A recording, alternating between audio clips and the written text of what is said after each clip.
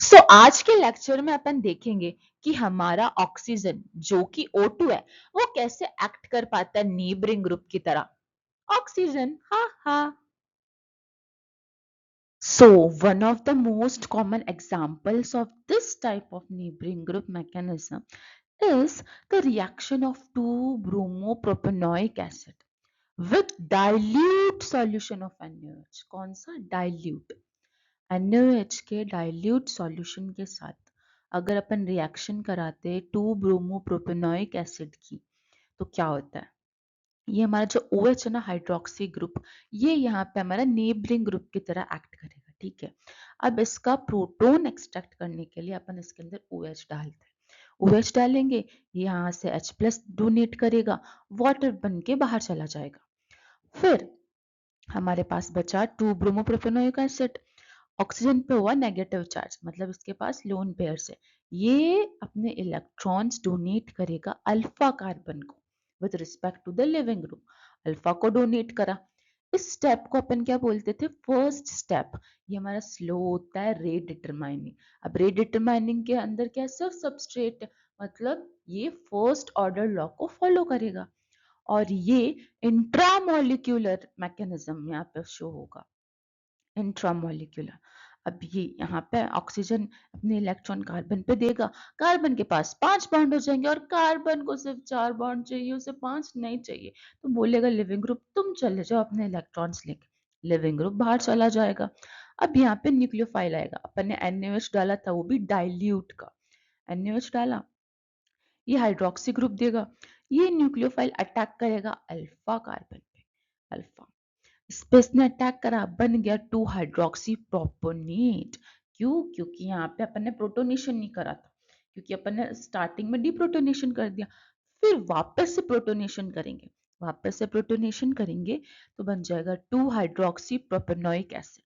अब यहाँ पे अपन देख सकते हैं ये वाला जो स्टेप है ना, OH न्यूक्लियोफाइल का एडिशन, ये फास्ट स्टेप होता है और ये इंटरमोलिक्यूलर स्टेप होता है। यहाँ से 2 ब्रोमोप्रोपेनोइक एसिड से 2 हाइड्रोक्सी प्रोपेनोइक एसिड बन गया। रिटेंशन हुआ कॉन्फ़िगरेशन का। It is obvious from the above route that the configuration has remained the same. Yes, same रहा है।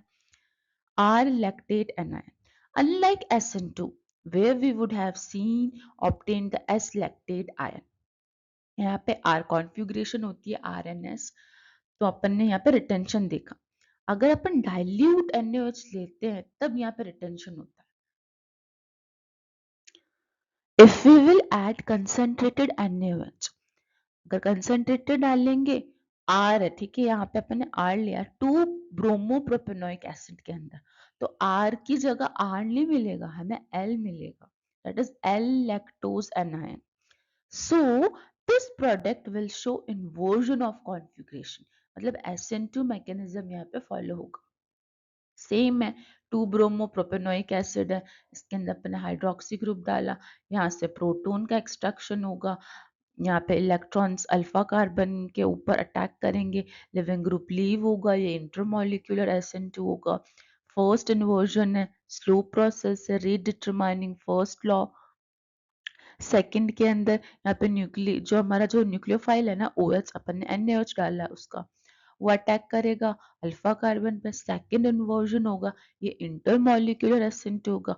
Net result is retention, R lactate anion. ये तो तब होगा जब अपन इसके अंदर डाइल्यूट NaOH डालें, लेकिन अगर अपन कंसंट्रेटेड डालेंगे तो यहाँ पे R की जगह L देखने को मिलेगा। द हाइड्रोक्सी ग्रुप इटसेल्फ, मतलब जो OH है हमारा वो, और वाया द एल्कोक्साइड आयन, जैसे मेथॉक्सी हो गया, इथॉक्सी हो गया, में participate as a neighbouring group, मतलब ऑक्सीजन यहाँ पे पार्टिसिपेट कर रहा है, वो दो फॉर्म में कर सकते हैं, या तो OH की फॉर्म में या OR की फॉर्म में। R हमारा एल्काइल ग्रुप है। अपन देखते हैं एल्कोक्सी ग्रुप्स के behaviour. Alkoxy groups behave similar to hydroxy groups in neighboring group participation। मतलब जैसे अपन ने हाइड्रोक्सी ग्रुप का देखा OH कैसे बिहेव करता है, same to same alkoxy group भी बिहेव करेगा।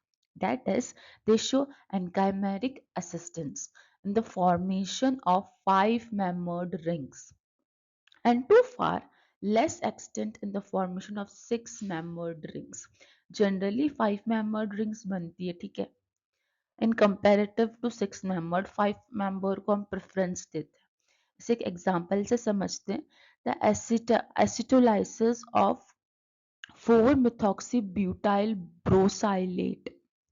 brosylate which is faster than of normal butyl brosylate.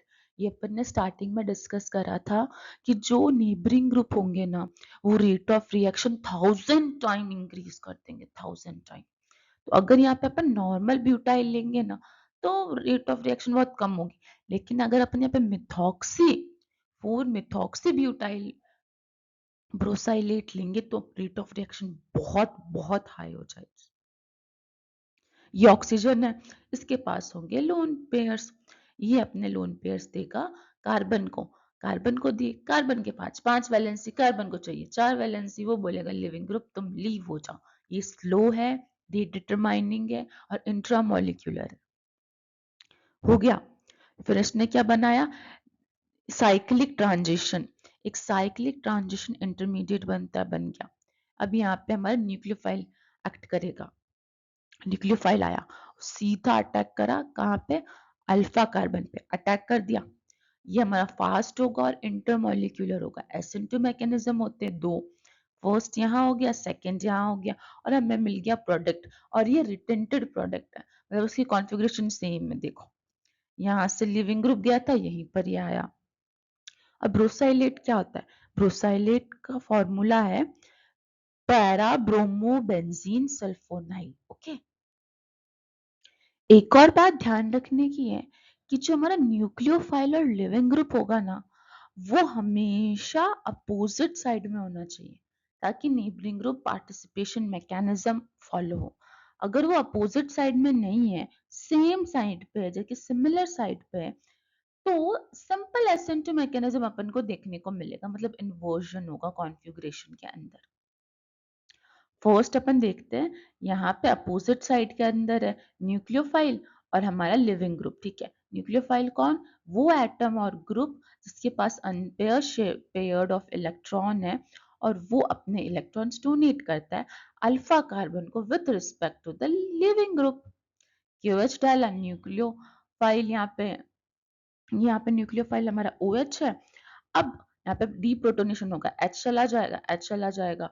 उसके बाद यहाँ पे ऑक्सीजन के पास इलेक्ट्रॉन्स होंगे, वो अपने इलेक्ट्रॉन्स डोनेट करेगा अल्फा कार्बन को. उसने डोनेट करा, ये हमारे पास एक साइक्लिक इंटरमीडिएट अपन को देखने को मिलेगा. ठीक है, फिर अपन इसके अंदर न्यूक्लियोफाइल, एक्सटर्नल न्यूक्लियोफाइल ऐड करेंगे तो यहाँ पे हमारे Cl है ना, Cl की जगह यहाँ पे हमें दिखने को मिलेगा OH. मतलब इसने तो रिटेंट करा जो भी कॉन्फ़िगरेशन थी, लेकिन अगर सेम साइड पर है, जैसे H है, ये भी हमारा न्यूक्लियोफाइल है, ये हमारा लिविंग ग्रुप है, ये सेम साइड पर है, QH डाला, SN2 मैकेनिज्म, मतलब ये OH यहाँ पे आ गया, इन्वर्जन हो गया. अगर ये जो हमारा OH है ना, ये OH ग्रुप ऊपर की तरफ होता तो रिटेंटेड कहलाता, लेकिन इसने अपनी साइड चेंज कर ली, इन्वर्ट हो गया. Simple SN2 mechanism. मतलब अगर सेम साइड पे आपको देखने को मिले न्यूक्लियोफाइल और लिविंग ग्रुप तो सिंपल SN2 मैकेनिज्म फॉलो होगा, लेकिन अगर अपोजिट साइड पे देखने को मिले तो रिटेंटेड होगा. ये अपोजिट साइड का भी प्रोडक्ट है और ये सेम साइड का भी. अपोजिट साइड का है तो यहाँ पे न्यूक्लियो नेबरिंग ग्रुप पार्टिसिपेशन हो रहा है और सेम साइड के अंदर हो रहा है तो इन्वर्जन देखने को मिल रहा है.